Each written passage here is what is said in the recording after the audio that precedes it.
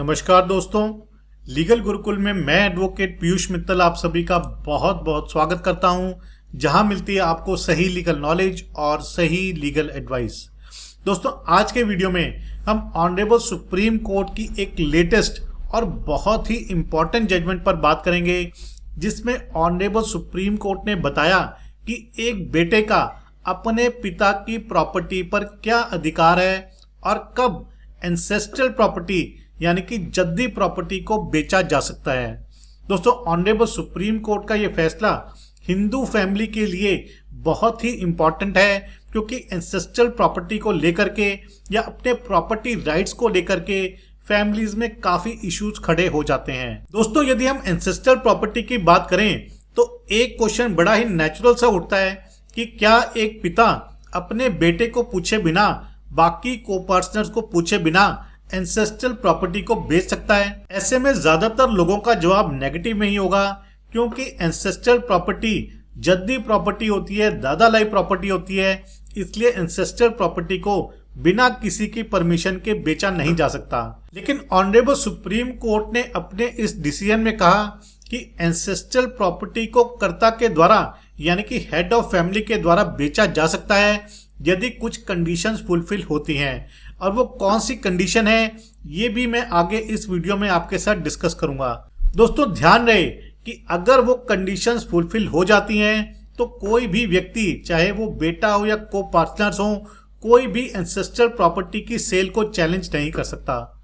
तो चलिए जानते हैं कि ऑनरेबल सुप्रीम कोर्ट के सामने क्या मैटर था और ऑनरेबल सुप्रीम कोर्ट ने एंसेस्ट्रल प्रॉपर्टी की सेल के बारे और बेटे के अपने पिता की प्रॉपर्टी में राइट्स के बारे में क्या कहना था। दोस्तों, वीडियो को अंत तक जरूर देखिएगा, क्योंकि बहुत ही इंपॉर्टेंट वीडियो है। और यदि आपने अभी तक चैनल को सब्सक्राइब नहीं किया है तो चैनल को सब्सक्राइब कर लीजिए, साथ ही नोटिफिकेशन बेल आइकन दबा करके ऑल का बटन प्रेस कर दीजिए, ताकि आपको लेटेस्ट वीडियोस की अपडेट मिलती रहे। इन केस आपकी कोई भी लीगल समस्या है, लीगल क्वेरी है, तो वो भी आप मुझे भेज सकते हैं। यदि आप मुझसे अर्जेंटली बात करना चाहते हैं, कनेक्ट करना चाहते हैं, तो आप कॉल मी फॉर ऐप का इस्तेमाल कर सकते हैं या ईमेल से भी मुझसे 1-to-1 सेशन की अपॉइंटमेंट ले सकते हैं। तो चलिए वापस अपने टॉपिक के ऊपर चलते हैं और डिस्कस करते हैं ऑनरेबल सुप्रीम कोर्ट की जजमेंट। दोस्तों, सबसे पहले केस के फैक्ट्स जान लेते हैं। केस के फैक्ट्स ये हैं कि 1962 में एक पिता के द्वारा फैसला लिया गया कि वो अपनी एंसेस्ट्रल प्रॉपर्टी बेचेगा। उसके ऊपर कुछ डेट्स थे यानी कि उधार थे, और उसे अपनी एग्रीकल्चरल लैंड को भी उपजाऊ बनाना था, उस पर इम्प्रूवमेंट करनी थी। ऐसे में पिता के द्वारा 164 कनाल की जमीन, जो कि एंसेस्ट्रल प्रॉपर्टी थी, उसे बेच दिया गया। बेचते वक्त पिता के द्वारा अपने बेटे की, जो कि को-पार्टनर था, उसकी परमिशन नहीं ली गई थी। इसके बाद बेटे के द्वारा पिता की सेल डीड यानी कि एंसेस्ट्रल प्रॉपर्टी की सेल डीड को चैलेंज किया गया। बेटे का कहना था कि पिता एक एंसेस्ट्रल प्रॉपर्टी को बिना उसकी परमिशन के नहीं बेच सकता, ऐसे में सेल डीड को कैंसिल किया जाए। ट्रायल कोर्ट के द्वारा बेटे के हक में फैसला दिया गया और सेल डीड को कैंसिल कर दिया गया। इसके बाद पिता के द्वारा उस फैसले की अपील फाइल की गई। एपलेट कोर्ट के द्वारा पिता के हक में फैसला दिया गया और पिता के द्वारा एंसेस्ट्रल प्रॉपर्टी की सेल डीड को सही ठहराया गया। लेकिन केस यहीं पे नहीं रुका। इसके बाद बेटे के द्वारा एपलेट कोर्ट के डिसीजन को हाई कोर्ट में चैलेंज किया गया। हाई कोर्ट के द्वारा भी पिता की फेवर में ही डिसीजन दिया गया और एंसेस्ट्रल प्रॉपर्टी बेचे जाने को सही माना गया। दोस्तों, एपलेट कोर्ट और हाई कोर्ट के द्वारा ये तर्क दिया गया था कि यदि लीगल रीजंस हैं तो एक पिता एंसेस्ट्रल प्रॉपर्टी को बेच सकता है।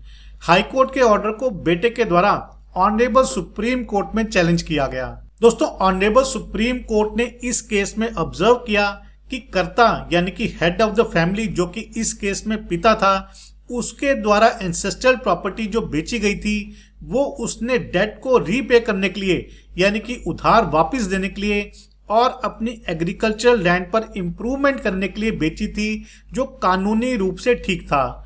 ऑनरेबल सुप्रीम कोर्ट का कहना था कि आर्टिकल 254 हिंदू लॉ के तहत कर्ता एंसेस्ट्रल प्रॉपर्टी को बेच सकता है यदि कुछ कंडीशंस फुलफिल होती हैं। अब बात करते हैं कि वो कौन सी कंडीशन है जिसके तहत एक पिता एंसेस्ट्रल प्रॉपर्टी को बेच सकता है। दोस्तों, पहली कंडीशन यह है यदि कर्ता को एंसेस्ट्रल डेट की पेमेंट देनी है, यानी कि एंसेस्ट्रल उधार की पेमेंट देनी है, तो वो एंसेस्ट्रल प्रॉपर्टी को बेच सकता है। और दूसरा ये कि यदि प्रॉपर्टी पर किसी भी तरह के सरकारी ड्यूज हैं, कोई फीस पेंडिंग है, तो भी एंसेस्ट्रल प्रॉपर्टी को बेचा जा सकता है। या फिर फैमिली मेंबर्स को मेंटेन करने के लिए बेटों की मैरिज करनी है, बेटियों की मैरिज करनी है, फैमिली फंक्शंस हैं, फ्यूनरल्स हैं, इन तरीके के कामों के लिए भी एंसेस्ट्रल प्रॉपर्टी को कर्ता के द्वारा बिना किसी की परमिशन के बेचा जा सकता है।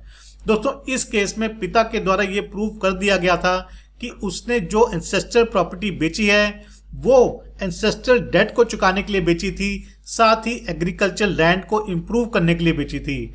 ऐसे में ऑनरेबल सुप्रीम कोर्ट के द्वारा पिता की फेवर में डिसीजन दिया गया और एंसेस्ट्रल प्रॉपर्टी की सेल को कायम रखा गया, यानी कि वैलिड माना गया। इट मीन्स कि एक बेटा अपने पिता से एंसेस्ट्रल प्रॉपर्टी क्लेम नहीं कर सकता यदि पिता ने उस एंसेस्ट्रल प्रॉपर्टी को कानून के दायरे में रह करके इस्तेमाल किया, उपयोग किया या फिर उसे सेल आउट कर दिया। लेकिन यदि कर्ता के द्वारा एंसेस्ट्रल प्रॉपर्टी बेचने के टाइम पर रूल्स रेगुलेशन का फॉलो नहीं किया जाता, कानून का पालन नहीं किया जाता, तो बेटे का उस एंसेस्ट्रल प्रॉपर्टी में अधिकार रहेगा और पिता के द्वारा की गई सेल डीड को वो चैलेंज कर सकता है और सेल डीड को कैंसिल भी करवा सकता है। दोस्तों, इस जजमेंट के, इस केस के रिगार्डिंग आपके क्या विचार है जरूर शेयर कीजिएगा। यदि आपकी कोई लीगल समस्या है तो वो भी आप मुझे भेज सकते हैं। इस जजमेंट का लिंक मैं आपको डिस्क्रिप्शन में दे दूंगा, वहां जाकर के आप इसको डाउनलोड करके पढ़ सकते हैं और अपने केस के फैक्ट्स के अनुसार इसे यूज भी कर सकते हैं। तो आशा करता हूं कि आपको वीडियो पसंद आया होगा। यदि वीडियो पसंद आए तो वीडियो को लाइक और शेयर जरूर कीजिएगा। चैनल को सब्सक्राइब करना मत भूलिएगा। अगली बारी मिलेंगे नए वीडियो में नए टॉपिक के साथ। तब तक के लिए धन्यवाद। जय हिंद।